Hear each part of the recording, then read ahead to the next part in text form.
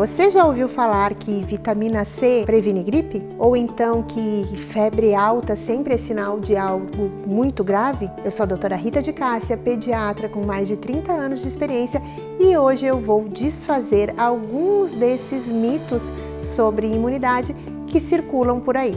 Mito número 1, ter febre e febre alta sempre é sinal de uma doença grave. Não, a febre ela é boa para o nosso organismo.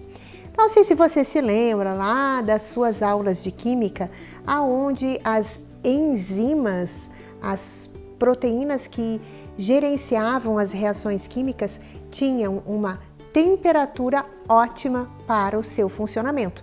A mesma coisa acontece no nosso organismo. Os nossos anticorpos, eles dependem de uma temperatura ótima para funcionar melhor. Já pensou se o nosso organismo, se as nossas defesas estivessem o tempo todo atacando tudo, nós iríamos ter muito mais doenças autoimunes, nós iríamos ter muito mais processos inflamatórios. Mas não, o nosso sistema imunológico ele é programado para funcionar melhor em uma temperatura um pouco mais alta. Os nossos glóbulos brancos ficam mais rápidos, mais ágeis e produzem mais substâncias que vão matar os vírus e as bactérias. Os nossos anticorpos funcionam melhor. A produção do interferon, o nosso antibiótico natural, também acontece mais quando a temperatura está elevada. Então, a febre sim é um sinalizador de que existe algo errado com o nosso organismo, mas ela não é só isso, ela é benéfica. Então, ficar constantemente baixando a febre do seu filho não é legal. Se o seu filho tem convulsão febril, e isso é uma condição à parte, que costuma acontecer entre 6 meses e 6 anos de vida, aí é outra história. Aí sim você deve combater a febre no primeiro sinal. Se não existe convulsão febril, então não é necessário combater a febre, a não ser que ela realmente atinja valores mais elevados. E esses valores mais elevados são acima de 40,5, acima de 41. Apenas a partir destes valores é que a febre vai ser um problema.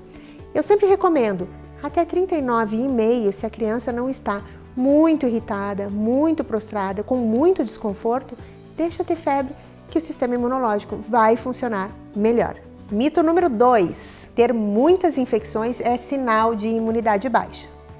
Aí depende do tipo de infecção, depende de como essa infecção vai afetar esta criança. É normal, absolutamente normal, que uma criança que está frequentando a escola tenha de 8 até 15 infecções por ano.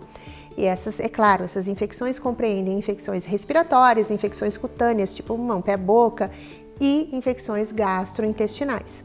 Essas infecções, elas não podem evoluir sempre para antibiótico, elas não podem todas as vezes complicar, elas não podem atrapalhar sono, atrapalhar a alimentação, atrapalhar o brincar de forma sistemática. É claro, nós teremos algumas viroses, algumas infecções um pouco mais graves que realmente vão deixar a criança tossindo a noite inteira. Isso vai atrapalhar o sono, com obstrução nasal, que vai atrapalhar o sono, mas aquela infecção que simplesmente por estar ali já está atrapalhando o sono, já está atrapalhando a alimentação, já está atrapalhando o brincar, aí sim a gente deve se preocupar.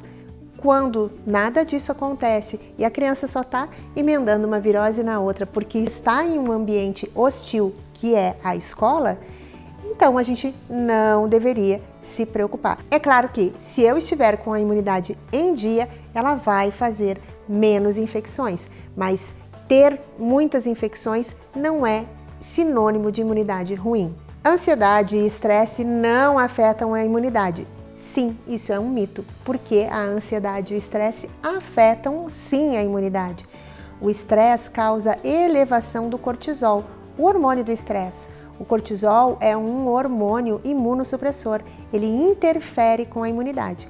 Quando eu tenho um estresse crônico, eu vou ter sim uma redução de imunidade por conta desse cortisol elevado. Crianças que vivem sobre estresse, tensão, medo e ansiedade vão sim adoecer com mais frequência.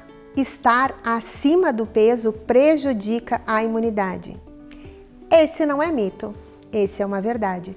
Sim, a gordura corporal, ela produz citocinas inflamatórias, substâncias químicas que aumentam o processo inflamatório do nosso organismo. Quando eu tenho o meu copo meio cheio com essas substâncias inflamatórias, qualquer processo infeccioso, qualquer virose vai fazer transbordar o copo. Eu vou ter muito mais efeitos e eu vou ter muito mais risco de complicações destas infecções. Antibióticos enfraquecem a imunidade. Isso é uma meia verdade, porque o antibiótico ele não ataca diretamente o nosso sistema imunológico. O que acontece é que o antibiótico ele não é seletivo. Ele mata aquilo que a gente quer matar e mata aquilo que a gente não quer matar, ou seja, as bactérias do nosso intestino. Lembra, o nosso intestino é responsável por 70 a 80% da nossa imunidade. Eu tenho um vídeo que fala sobre os pilares da imunidade e lá eu explico um pouquinho melhor sobre a importância do intestino. 70 a 80% da imunidade estão no intestino e estão relacionados ao equilíbrio da nossa microbiota. Não apenas no caso do intestino, mas a gente também tem uma microbiota na pele, a gente tem uma microbiota respiratória e quando a gente utiliza antibióticos com muita frequência, a gente vai modificar todas essas microbiotas, todas essas bactérias. Sabe aquele negócio de ficar usando sabonete bactericida, detergente bactericida, é tudo bactericida, a gente está eliminando as bactérias de todos os lugares? Então, a gente está eliminando também essas bactérias benéficas, a gente está eliminando a nossa capacidade de lidar com estas bactérias que estão comumente ali. A gente deixa de reconhecer essas bactérias mais comuns. Então, sim, embora o antibiótico não afete diretamente a nossa imunidade, ele pode sim alterar a nossa microbiota e, com isso, prejudicar a imunidade. A vitamina C evita a gripe. Isso é um mito. É um mito por quê? Porque a vitamina C sozinha, ela não ajuda na gripe. Aliás, a vitamina C, ela ajuda a tratar alguns dos sintomas da gripe. Ela ajuda nos radicais livres, ela ajuda como um antioxidante, mas não exatamente na imunidade. É melhor a vitamina C da dieta, que é o ascorbato, e que ainda tem outras substâncias sinérgicas nessa alimentação, nestes alimentos ricos em vitamina C, que vão ter um efeito sobre a imunidade. Mas se a gente quer pensar em suplementos para a imunidade, então a gente deve olhar muito mais para o zinco, o selênio, a vitamina D, a vitamina A e o ferro. Suplementos sempre vão ajudar a imunidade.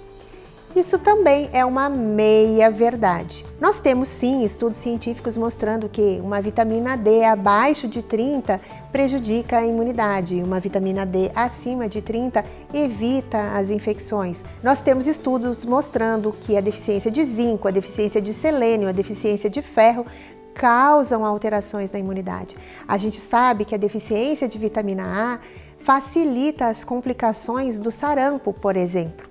A gente sabe que o zinco é utilizado nos processos gastrointestinais, nas infecções gastrointestinais, mas não, a suplementação sozinha não é suficiente.